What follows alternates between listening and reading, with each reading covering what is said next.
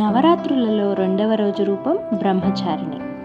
తపస్సు ద్వారా ఆత్మబలం సంపాదించి దానితో మహిషాసురుని సంహరించడానికి బ్రహ్మచారిణి సిద్ధమయ్యింది. బ్రహ్మచారిణి అమ్మవారి నుండి మనం నేర్చుకోవాల్సినదే నిబద్ధత, డిటర్మినేషన్, ఓర్పు, పేషెన్స్, భక్తి, డివోషన్, విశ్వాసం, ఫెయిత్, సరళత, సింప్లిసిటీ, ఆత్మబలం, ఇన్నర్ స్ట్రెంగ్త్ ఇన్ అడ్వర్సిటీ. వివిధ సంపదల కన్నా సాధారణ జీవనం మరియు సంతృప్తి గొప్పదని బ్రహ్మచారిణి మనకు గుర్తు చేస్తుంది. కష్టకాలంలో మనసును దృఢంగా ఉంచుకోవడమే ఆమె ఇచ్చిన శక్తి. మన మార్గంపై విశ్వాసం ఉంచి నిబద్ధతతో ముందుకు వెళ్ళమని ఆమె బోధిస్తుంది.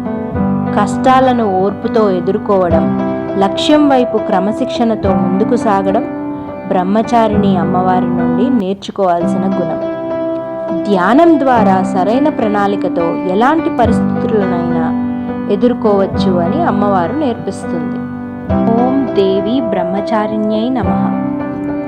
మరి రేపటి వీడియోలో 3వ రూపమైన చంద్రఘంటా దేవి గురించి, ఆవిడ గుణాల గురించి తెలుసుకుందాం.